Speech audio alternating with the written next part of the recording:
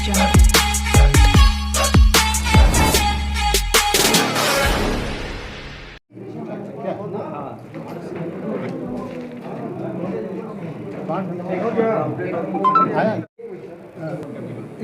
Civil code Bharatvarsh में 700 प्रकार की जनजातियां निवास करती हैं और ईच एंड एवरी जो कम्युनिटीज़ हैं वो अपने आप में ऑटोनॉमस है और उनकी अपनी विशिष्टता है, विशिष्ट संस्कृति है, उनके व्यवहार है और उनका प्रचलन है।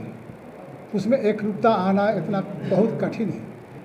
और आज के दिन में मैं आपको बताना चाहता हूँ कि भारतवर्ष में जो यूनिफॉर्म सिविल कोड की बात की जाती है, ये उसी में संभव है जहाँ पर एकरूपता देखी जा सकती है। आज अभी हिंदू कोड बिल है और शरीयत कानून है, तमाम चीज़ें हैं, लेकिन जहाँ तक आदिवासी समाज की बात उठती है वो लोग कस्टमरी प्रैक्टिसेस पे विश्वास करते हैं और वही उन लोग का प्रचलन है, वही उन लोग का जीवन संस्कृति है।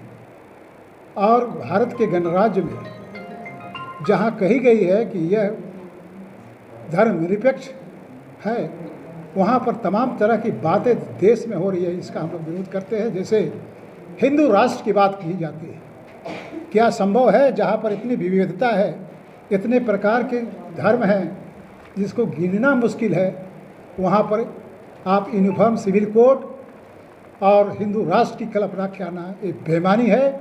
और यहाँ भारत के जो स्ट्रक्चर है, सोशल स्ट्रक्चर है, धार्मिक और सामाजिक ताना बाना है, उसके विरुद्ध होगा, ऐसा हम लोग का मानना है।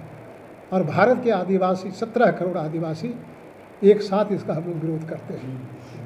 और जहाँ तक धर्म कोड की बात है, आप जानते हैं कि धर्म कोड भारतवर्ष में हिंदू, सिख, ईसाई, इस्लाम, बौद्ध, जैन और ये तमाम लोग को दी गई 6 धर्मों को, क्या वजह है कि भारत के आदिवासियों को जो यहाँ के मूल निवासी हैं, आर्यों के आने के पूर्व से यहाँ पर निवासित हैं, उन लोग का धर्म को इस तरह से मिसनोमर रखा जाना, चौराहे पर रखा जाना, भारतीय संविधान के अनुरूप नहीं रखा जाना और हम लोग को एक चौराहे में खड़ा करके धर्मांतरण के लिए प्रेरित करना, ये हम लोग समझते हैं।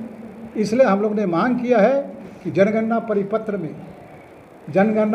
में जिस तरह से अन्य धर्मों को संसूचित किया गया है, उसी तरह जनजाति धर्म में जो हमारा सबसे प्रमुख आज सरना धर्म है, उसको परिगणित किया जाए, अधिसूचित किया जाए, ताकि हमारा सामाजिक, सांस्कृतिक, धार्मिक सारा चीज़ कंसोलिडेट हो।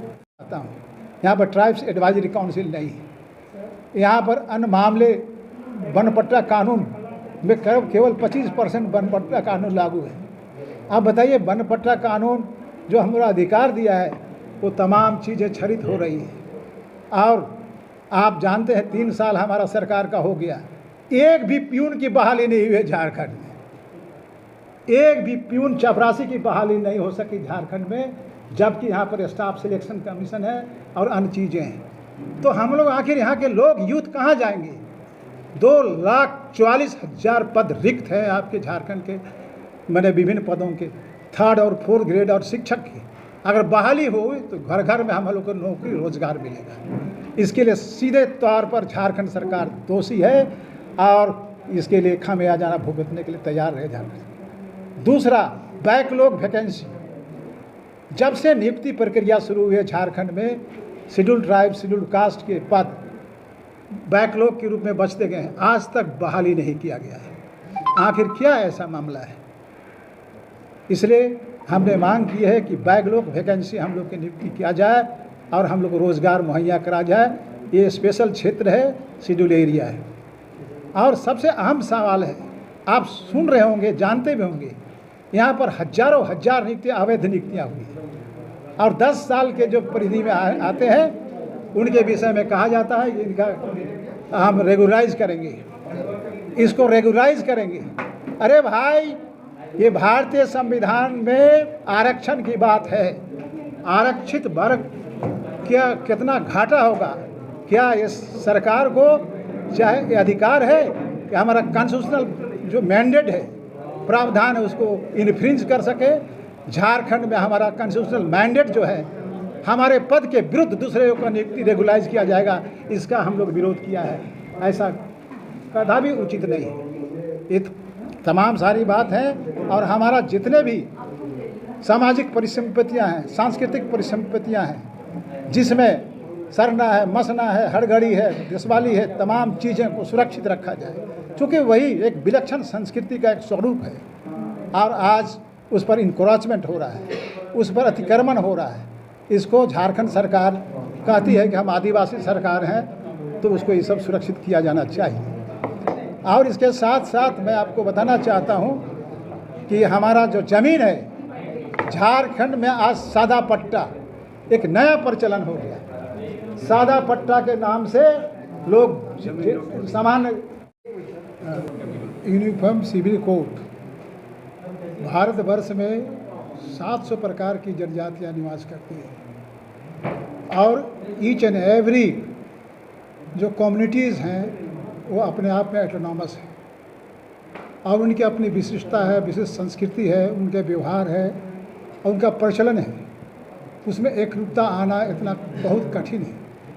और आज के दिन में मैं आपको बताना चाहता हूँ कि भारतवर्ष में जो यूनिफॉर्म सिविल कोड की बात की जाती है, ये उसी में संभव है जहाँ पर एकरूपता देखी जा सकती है।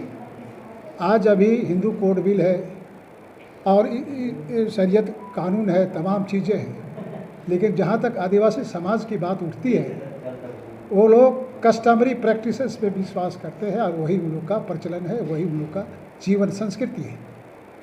और भारत के गणराज्य में जहाँ कही गई है कि यह धर्मनिरपेक्ष है, वहाँ पर तमाम तरह की बातें देश में हो रही है, इसका हम लोग विरोध करते हैं। जैसे हिंदू राष्ट्र की बात की जाती है, क्या संभव है जहाँ पर इतनी विविधता है, इतने प्रकार के धर्म हैं जिसको गिनना मुश्किल है, वहाँ पर आप यूनिफॉर्म सिविल कोड और हिंदू राष्ट्र की कल्पना करना एक बेईमानी है।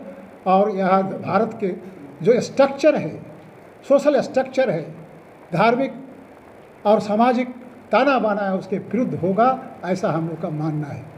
और भारत के आदिवासी 17 करोड़ आदिवासी एक साथ इसका हम लोग विरोध करते हैं। और जहाँ तक धर्म कोड की बात है, आप जानते हैं कि धर्म कोड भारतवर्ष में हिंदू, सिख, ईसाई, इस्लाम, बौद्ध, जैन और ये तमाम लोग को दी गई 6 धर्मों को, क्या वजह है कि भारत के आदिवासियों को, जो यहाँ के मूल निवासी हैं, आर्यों के आने के पूर्व से यहाँ पर निवासित हैं, उन लोग का धर्म को इस तरह से मिसनोमर रखा जाना, चौराहे पर रखा जाना, भारतीय संविधान के अनुरूप नहीं रखा जाना और हम लोग को एक चौराहे में खड़ा करके धर्मांतरण के लिए प्रेरित करना, ये हम लोग समझते हैं। इसलिए हम लोग ने मांग किया है कि जनगणना परिपत्र में जिस तरह से अन्य धर्मों को संसूचित किया गया है, उसी तरह जनजाति धर्म में जो हमारा सबसे प्रमुख आज सरना धर्म है, उसको परिगणित किया जाए, अधिसूचित किया जाए, ताकि हमारा सामाजिक, सांस्कृतिक, धार्मिक सारा चीज़ कंसोलिडेट हो।